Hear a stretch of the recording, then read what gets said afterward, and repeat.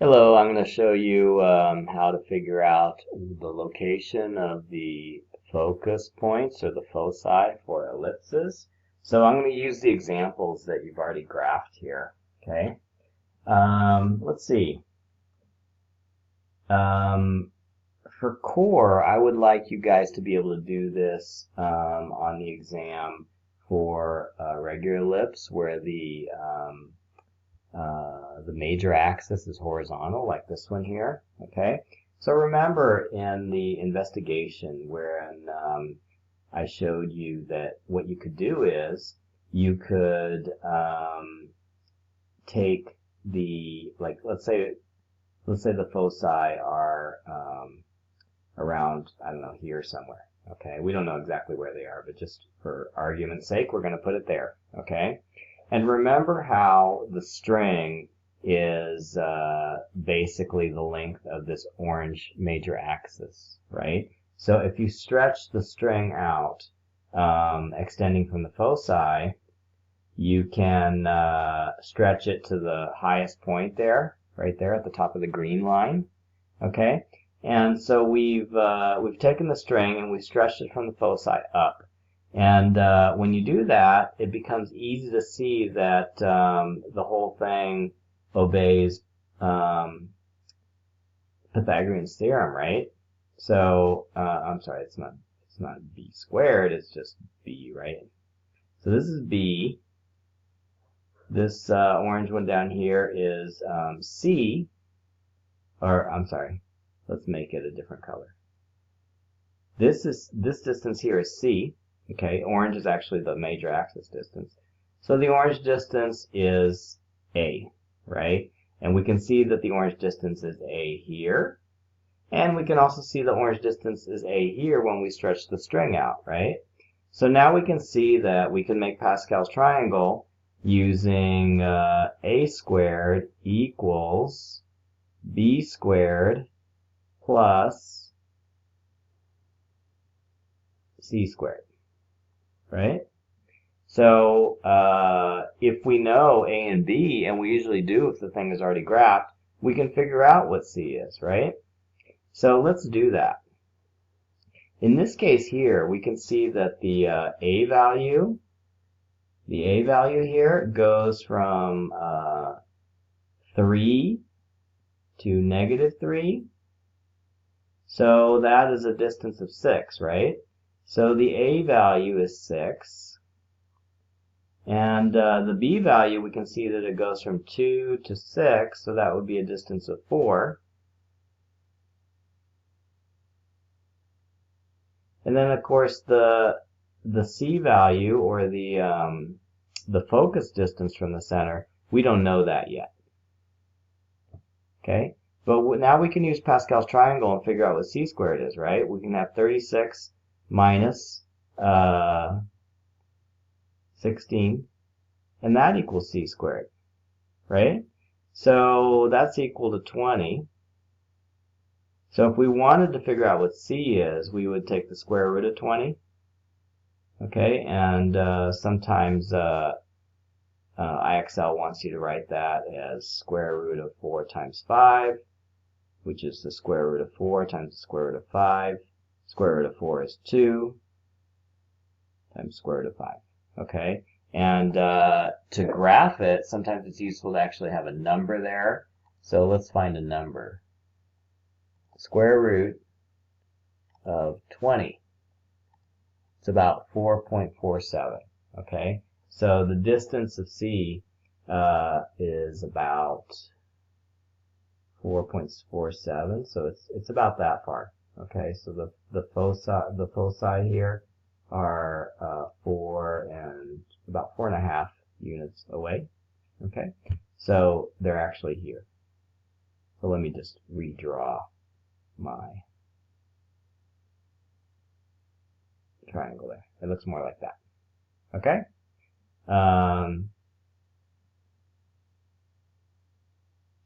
And if we were to figure out exactly the coordinates of the foci for this particular ellipse, because this ellipse is not centered at 0, 0, right? So if it was, then we could say, oh, the foci are located at 4.47 comma 0 and negative 4.47 comma 0 if it was centered at 0 comma 0. But since it's not centered at 0 comma 0, then we can change this using translations, right? So the way we translate it would be plus 3 for the x coordinates and plus 2 for the y coordinates, right? So that would be 7.47 comma 2, and the other one would be negative 1.47 comma 2. Okay, so this would be the locations of the foci here. All right. Now we'll go down and do the other one, which I expect you to be able to do for core. Okay, let's zoom in here into the graph. And so this this ellipse is going from negative 6 to 4, and in the y direction it goes from negative 1 to 5. Okay, so the, oh, look at that, I made kind of a mistake here. The the minor axis should be here, right? Not there, because the center is at negative 1 comma 2. Okay? Alright, so just use your imagination here, and you say, okay, if the foci are, like here and here, around there, we don't know exactly where they are, and we stretch the string out, remember, it looks kind of like that, okay? And then we know that the major axis, which is the a distance here, is the same as this a distance. Okay, so that's actually a, and this whole thing is a. And then the b distance is the green one, right there. And the c distance is going to be this purple one here. Okay, and so since we know that Pascal's triangle is going to work here, we could write that out. A squared equals b squared plus c squared. And we know here that a goes from negative 6 to negative 1, which is 5. So we know a is 5. And b, we know, is 2 to 5, which is 3. So we know b is 3 squared. And we don't know what c is yet. But now we can use Pythagorean Theorem and figure out what c is going to be, right? So it would be 25 equals 9 plus c squared.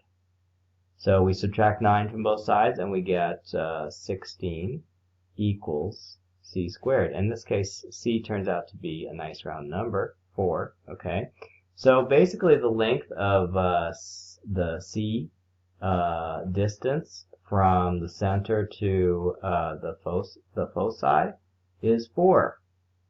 Okay, so it's about like that. And so if we want to figure out the coordinates of the foci, which are here and here, we would take, first we'd figure it out for the parent function. It would be 4 comma 0 and negative 4 comma 0, right? And then we would figure it out using the translation for the center here, which is minus 1 and plus 2. So minus 1 and plus 2. Minus 1 and plus 2. So we got 3 comma 2 for one of the foci and negative 5 comma 2 for the other foci. Okay?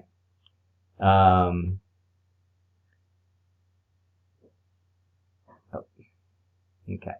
So basically, remember that I'm drawing the pictures to help you remember what to do, but just remember that this is C, this is A, and this is B, okay?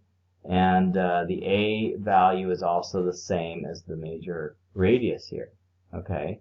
And so you can write out the Pythagorean theorem for the ellipse like this, and then you can use that to figure out what the distance is from the foci to the center. And then once you do that, you can figure out what the parent function foci locations are, and then you use the h and k values to figure out what the real locations are. Okay? Now I'm going to show you how to do one for extension. So extension would be one of these ellipses that are kind of vertical. They're taller than they are wide. Okay? And the only difference when you do these is the equation for this one is not going to be a squared equals b squared plus c squared, because in this case, the a value is going to be the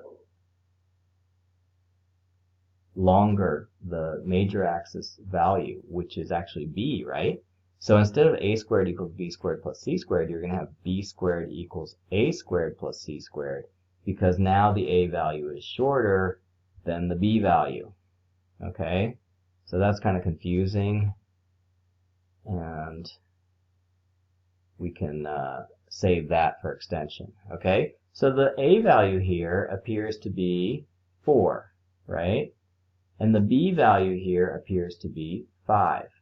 So I can put these in my equation. And you can kind of see why you have to switch them, because if we had kept a squared equals b squared plus c squared, then you would see that we would end up getting a negative number for c squared, which just doesn't work, right? Okay, so now we have 5 squared equals 4 squared plus c squared. It'll be 25 equals 16 plus c squared, and then 25 minus 16 is 9. So we find out that c is 3, right? And so if c is 3, that means that the foci are 3 units from the center, and we have to remember that the foci are going to be on the major axis, not on the minor axis. So they're going to be on this orange axis here. They're going to be located here and here. And so we can say that in the parent function, the locations would be 0, 3, and 0, negative 3. And now that it's translated like this one is, what we're going to do is we're going to use the h and k values, which are 4 and negative 2, and we're going to translate these so that we can see what the actual foci coordinates are. So that would be 4, negative 5 and 4, 1. So these are the locations of these two foci. Just to show you why the original equation a squared equals b squared plus c squared doesn't work for a vertical ellipse, I'm just going to put in the value so you can see what happens. So I'm going to put a squared is 4, and I'm going to put b squared is 5. And you can see here that now we do minus 25 on each side, and then we'll end up with negative 9 equals c squared, and then we know that there's no solution for this. Okay, so a squared equals b squared plus c squared is what you use when you have a horizontal ellipse, an ellipse that's kind of wide. And then if you have an ellipse that is tall, then you use b squared equals a squared plus c squared.